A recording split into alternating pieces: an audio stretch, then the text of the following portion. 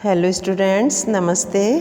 मैं अलका राय आपको इस वीडियो में चैप्टर नंबर 15 में कहानी माटी वाली, जिसके कहानीकार हैं विद्यासागर नौटियाल जी, पढ़ाऊंगी, समझाऊंगी एवं शिक्षा के उद्देश्य की पूर्ति करूंगी।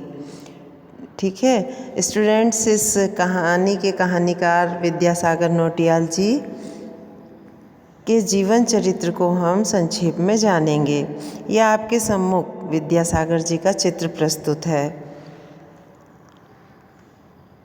विद्यासागर नौटियाल जी जाने माने साहित्यकार व पूर्व विधायक रहे हैं। इनका जन्म सन 20 सितंबर 1933 को टिहरी के माली देवल गांव में स्वर्गीय नारायण दत्त नौटियाल, जो इनके पिताजी थे, और इनकी माता रत्ना नौटियाल के घर जन्मे। नौटियाल जी 13 साल की उम्र में शहीद नागेंद्र सकलानी जी से प्रभावित होकर सामंतवाद विरोधी प्रजामंडल संगठन से जुड़ गए। शासन ने उन्हें टिहरी के आज़ाद होने तक जेल में रखा था। नौटियाल जी की रचनाएं इस प्रकार हैं। ये इनके उपन्यास, चर्चित उपन्यास हैं। पहला उत्तर बायां है, यमुना के बागी बेटे, मोहन गाता जाएगा, सूरज सबका है, भीम अकेला, झुंड से बिछड़ा हुआ आदि। ये इनके चर्चित उपन्यास हुए।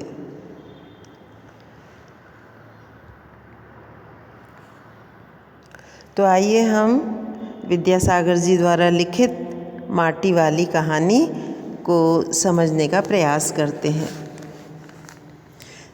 पहले मैं आपको इस कहानी से परिचित करा दूं, संक्षेप में परिचय दे दूं। प्रस्तुत कहानी में लेखक ने मिट्टी बेचकर अपना भरण पोषण करने वाली निर्धन और अभावग्रस्त स्त्री की जीवन यापन पद्धति को बड़े मार्मिक ढंग से प्रस्तुत किया है।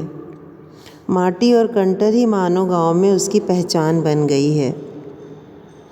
कहानी की जो पात्र स्त्री माटी वाली, अपने अच्छे या बुरे भाग्य के बारे में ज़्यादा नहीं सोचती। पुरुषार्थी भावना से जीते हुए परिवार चलाना, कभी अपनी दरिद्रता की बात या दुखड़ा किसी से न कहना उस स्त्री का स्वभाव है। वह अपने जीवन की विषम परिस्थितियों का सामना बड़ी हिम्मत से करती है। बेघर होने का भय भी उसे किसी प्रकार विचलित नहीं कर पाता है। कहानी बड़ी मर्मस्पर्शी है। ठीक है, तो आइए ध्यान से इस वीडियो को सुनिए। शहर के सेमल का तप्पड़ मोहल्ले की ओर बने। आखिरी घर की खोली में पहुंचकर अपने दोनों हाथों की मदद से सिर पर धरा बोझा नीचे उतारा। मिट्टी से भरा एक कंटर, माटी वाली। टिहरी शहर में शायद कोई घर नहीं होगा जिसे वह न जानती हो या जहां उसे न जानते हों। घर के कुल निवासी, बरसों से वहां रहते आ रहे किराएदार, उनके बच्चे तलक सभी माटी वाली को जानते थे। घर घर में लाल मिट्टी देते रहने के उस काम को करने वाली वह अकेली है। उसका कोई प्रतिद्वंदी नहीं है। उसके बगैर तो लगता है टिहरी शहर के कई एक घरों में चूल्हों का जलना तक मुश्किल हो जाएगा। वह न रहे तो लोगों के सामने रसोई और भोजन कर लेने के बाद अपने चूल्हे चौके की लिपाई करने की समस्या पैदा हो जाएगी। भोजन जुटाने और खाने की तरह रोज की एक समस्या, घर में साफ लाल मिट्टी तो हर हालत में मौजूद रहनी चाहिए। चूल्हे चौकों को लीपने के अलावा साल 2 साल में मकान के कमरों, दीवारों की गोबरी लिपाई करने के लिए भी लाल मिट्टी की ज़रूरत पड़ती रहती है। शहर के अंदर कहीं माटा खान है नहीं। भागीरथी और भिलंगाना, 2 नदियों के तटों पर बसे हुए शहर की मिट्टी इस कदर रेतीली है कि उससे चूल्हों की लिपाई का काम नहीं हो सकता था। आने वाले नए नए किराएदार भी एक बार अपने घर के आंगन में उसे देख लेते हैं तो अपने आप माटी वाली के ग्राहक बन जाते हैं। घर घर जाकर माटी बेचने वाली नाटे कद की एक लाचार बुढ़िया माटी वाली। तो बच्चों, एक स्त्री थी गरीब, जो मिट्टी बेचकर अपना पालन पोषण किया करती थी और सभी उस गांव के लोग उसे पहचानते थे। शहरवासी सिर्फ माटी वाली को नहीं, उसके कंटर को भी अच्छी तरह पहचानते थे। रद्दी कपड़े को मोड़कर बनाए एक गोल डिल्ले के ऊपर लाल चिकनी मिट्टी से छुलबुल भरा कनस्तर टिका रहता था। उसके ऊपर किसी ने कभी कोई ढक्कन लगा हुआ नहीं देखा। अपने कंटर को इस्तेमाल में लाने से पहले वह उसके ऊपरी ढक्कन को काटकर निकाल फेंकती है। ढक्कन के न रहने पर कंटर के अंदर मिट्टी भरने और फिर उसे खाली करने में आसानी रहती है। उसके कंटर को ज़मीन पर रखते रखते सामने के घर से 9-10 साल की एक छोटी लड़की कामिनी दौड़ती हुई वहाँ पहुँची और उसके सामने खड़ी हो गई और माटी वाली से बोली, मेरी माँ ने कहा है ज़रा हमारे यहाँ भी आ जाना। अभी आती हूँ। घर की मालकिन ने माटी वाली को अपने कंटर की माटी कच्चे आंगन के कोने पर उंडेल देने को कह दिया। फिर कहा, तू बहुत भाग्यवान है, चाय के टाइम आई है हमारे घर। भाग्यवान आए खाते वक्त। कहते हैं जो खाते वक्त आता है वह भाग्यशाली होता है, क्योंकि उसे भी खाने को मिलता है ना, और देना भी चाहिए। वह अपनी रसोई में गई और 2 रोटियां लेती आई। रोटियां उसे सौंपकर वह फिर अपनी रसोई में घुस गई। माटी वाली ने इधर उधर तेज़ निगाहें दौड़ाईं। हाँ, इस वक्त वह अकेली थी, उसे कोई देख नहीं रहा था। उसने फ़ौरन अपने सिर पर धरे डिल्ले के कपड़े के मोड़ों को हड़बड़ी में एक झटके से खोला और उसे सीधा कर फिर इकहरा किया। खुल जाने के बाद वह एक पुरानी चादर के एक फटे हुए कपड़े के रूप में प्रकट हुआ। फिर उसने उस कपड़े के अंदर उस रोटी को छिपा कर रख लिया। मालकिन के बाहर आंगन में निकलने से पहले उसने चुपके से अपने हाथ में थामी 2 रोटियों में से एक रोटी को मोड़ा और उसे कपड़े पर लपेटकर गांठ बांध दी। साथ ही अपना मुंह यूं ही चलाकर खाने का दिखावा करने लगी कि जैसे मैंने रोटी खा ली। घर की मालकिन पीतल के एक गिलास में चाय लेकर लौटी। उसने वह गिलास बुढ़िया के पास ज़मीन पर रख दिया। ले सद्दा, बासी साग कुछ है नहीं अभी, इसी चाय के साथ रोटी खा ले, निगल जा। माटी वाली ने खुले कपड़े के एक छोर से पूरी गोलाई में पकड़कर पीतल का वह गर्म गिलास हाथ में उठा लिया। अपने ओंठों से गिलास के किनारे को छुआने से पहले शुरू में उसने उसके अंदर रखी गर्म चाय को ठंडा करने के लिए सू सू करके उस पर लंबी फूंक मारी। तब रोटी के टुकड़ों को चबाते हुए धीरे धीरे चाय सुड़कने लगी। चाय तो बहुत अच्छा साग हो जाती है ठकुराइन जी, माटी वाली ने बोला। भूख तो अपने में एक साग होती है, भूख मीठी की भोजन मीठा। तो उस ठकुराइन जी ने कहा कि भूख लगी हो तो वह अपने आप में साग हो जाती है। कहने का मतलब कि भूख लगी होने पर भोजन में हमें सब कुछ मीठा लगता है, सब कुछ मन को भाता है। तुमने अभी तक पीतल के गिलास संभाल कर रखे हैं? पूरे बाजार में और किसी घर में अब नहीं मिल सकते ये गिलास। माटी वाली ने ठकुराइन से कहा कि तुम्हारे घर में पीतल के गिलास हैं और तो अब देखने को नहीं मिलते। इनके खरीदार कई बार हमारे घर के चक्कर काट कर लौट गए।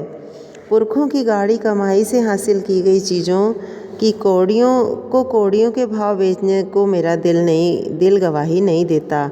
हमें क्या मालूम कैसी तंगी के दिनों में अपनी जीभ पर कोई स्वादिष्ट चटपटी चीज़ रखने के बजाय मन महसूस कर 2-2 पैसे जमा करते रहने के बाद खरीदी होंगी उन्होंने ये तमाम चीज़ें, जिनकी हमारे लोगों की नज़रों में अब कोई कीमत नहीं रह गई है। बाज़ार में जाकर पीतल का भाव पूछो ज़रा, दाम सुनकर दिमाग चकराने लगता है। और ये व्यापारी हमारे घरों से कौड़ियों के भाव इकट्ठा कर ले जाते हैं। तमाम बर्तन भांडे, कांसे के बर्तन भी गायब हो गए हैं सब घरों से।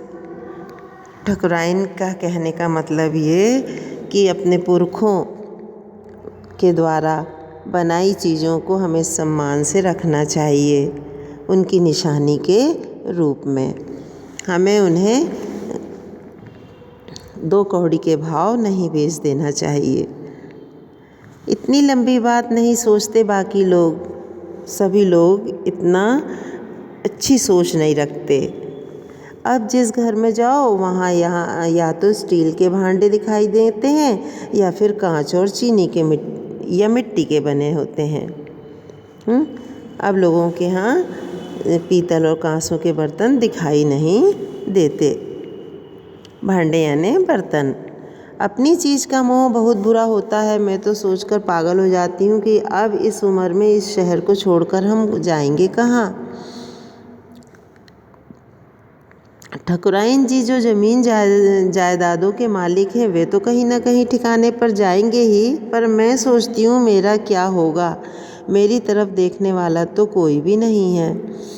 दोनों आपस में बात कर रही हैं कि अपनी चीज़ का बड़ा मोह होता है। कभी कभी लगता है कि इस उम्र में शहर को छोड़कर कहाँ जाएंगे। तो ठकुराइन वो माटी वाली कह रही है, भाई पैसे वाले तो कहीं ना कहीं चले ही जाएंगे, पर हम गरीबों का क्या होगा। चाय खत्म कर माटी वाली ने एक हाथ में अपना कपड़ा उठाया, दूसरे में खाली कंटर और खोली से बाहर निकलकर सामने के घर में चली गई। उस घर में भी कल हर हालत में मिट्टी ले आने के आदेश के साथ उसे 2 रोटियां मिल गईं। उन्हें भी उसने अपने कपड़े के एक दूसरे छोर में बांध लिया। लोग जाने तो जाने कि वह ये रोटियां अपने बुढ़े के लिए ले जा रही है। उसके घर पहुंचते ही अशक्त बुढ़ा कातर नज़रों से उसकी ओर देखने लगता है। वह घर में रसोई बनने का इंतज़ार करने लगता है। आज वह घर पहुंचते ही 3 रोटियां अपने बुढ़े के हवाले कर देगी। रोटियों को देखते ही चेहरा खिल उठेगा बुढ़े का। साथ में ऐसा भी बोल देगी, साग तो कुछ है नहीं अभी। और तब उसे जवाब सुनाई देगा, भूख मीठी की भोजन मीठा। उसका गांव शहर के इतने पास भी नहीं है। कितना ही तेज चलो फिर भी घर पहुंचने में 1 घंटा तो लग ही जाता है। रोज़ सुबह निकल जाती है वह अपने घर से। पूरा दिन माटा खान में मिट्टी खोदने, फिर विभिन्न स्थानों में फैले घरों तक उसे ढोने में बीत जाता है। घर पहुंचने से पहले रात घिरने लगती है। उसके पास अपना कोई खेत नहीं, ज़मीन का एक भी टुकड़ा नहीं। झोपड़ी जिसमें वह गुजारा करती है गांव के एक ठाकुर की ज़मीन पर खड़ी है। उसकी ज़मीन पर रहने की एवज में यानी रहने के बदले में उस भले आदमी के घर पर भी माटी वाली को कई तरह के कामों की बेगार करनी होती है। अर्थात उसे कई प्रकार के काम करने होते हैं। नहीं, आज वह एक गठरी में बदल गए अपने बुढ़े को कोरी रोटियां नहीं देगी। माटी बेचने से हुई आमदनी से उसने एक पाव प्याज खरीद लिया। प्याज को कूटकर वह उन्हें जल्दी तल देगी।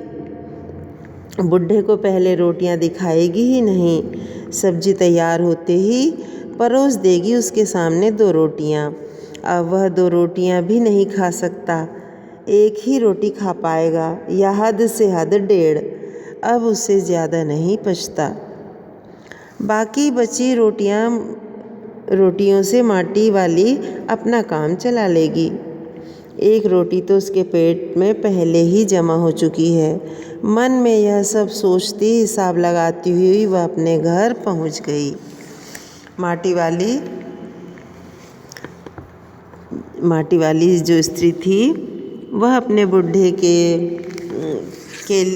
प्रति उसे बड़ा प्रेम था।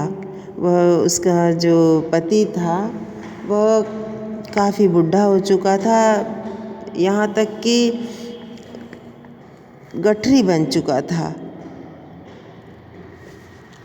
तो वह सोचती हुई जा रही थी कि मैं आज उसे इस तरह पहले रोटी दे दूँगी, फिर कहूँगी कि सब्जी नहीं है तो वो कहेगा कि भूख मीठी कि भोजन मीठा, अर्थात मैं भूखा हूँ तो मुझे ये रोटियाँ बड़ी मीठी लग रही हैं। कोई बात नहीं, सब्जी नहीं है, साग नहीं है तो कोई दिक्कत नहीं।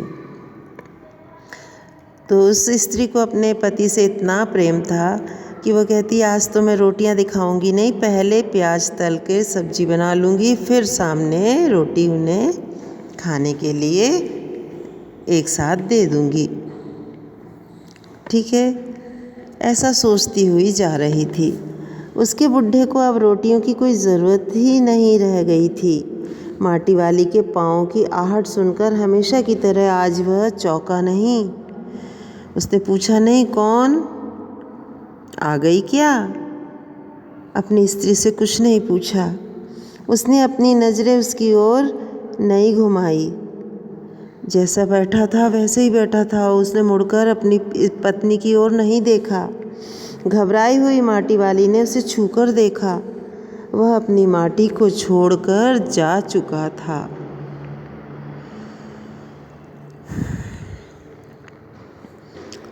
उसने मौत को गले लगा लिया था। उसकी मृत्यु हो गई थी। अपनी माटी वाली को छोड़कर चला गया था। अपनी माटी वाली को भी छोड़कर चला गया था और अपनी मिट्टी देह को भी छोड़कर चला गया था।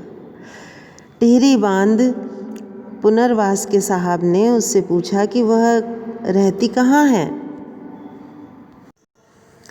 तुम तहसील से अपने घर का प्रमाण पत्र ले आना। मेरी जिंदगी तो इस शहर के तमाम घरों में माटी देते गुजर गई साहब। माटी कहाँ से लाती हो? माटा खान से लाती हूँ। वह माटा खान चढ़ी तेरे नाम? अगर है तो हम तेरा नाम लिख देते हैं। माटा खान तो मेरी रोजी है साहब। बुढ़िया, हमें ज़मीन का कागज़ चाहिए, रोजी का नहीं। बांध बनने के बाद मैं क्या खाऊंगी साहब? इस बात का फैसला तो हम नहीं कर सकते। वह बात तो तुझे खुद ही तय करनी पड़ेगी। टिहरी बांध की 2 सुरंगों को बंद कर दिया गया है। शहर में पानी भरने लगा है। शहर में आपाधापी मची है। शहरवासी अपने घरों को छोड़कर वहाँ से भागने लगे हैं। पानी भर जाने से सबसे पहले कुल शमशान घाट डूब गए हैं। मतलब पूरा शमशान घाट भी टिहरी बांध की सुरंग बंद कर देने से और शहर में पानी भर जाने से डूब चुका था। माटी वाली अपनी झोपड़ी के बाहर बैठी है। गांव के हर आने जाने वाले से एक ही बात कहती जा रही है, गरीब आदमी का शमशान नहीं उजड़ना चाहिए। कहने का तात्पर्य यह है कि माटी वाली गरीब थी पर बड़ी हिम्मत वाली थी। वह अपनी गरीबी से त्रस्त नहीं थी। हाँ, उसे यह बात खल रही थी कि गरीब आदमी का शमशान नहीं उजड़ना चाहिए, यानी गरीबों को यदि मृत्यु मिलती है तो उसे जलाने के लिए ईश्वर ने जगह तो देनी चाहिए। वह मृत्यु से नहीं डरती थी। उसे इस बात की चिंता थी कि यदि गरीब मरें तो उन्हें कहाँ जलाया जाएगा। उसे अपने घर से वो विस्थापित होने का भय नहीं था। घर से बेघर होने का भय उसे विचलित नहीं कर पाया।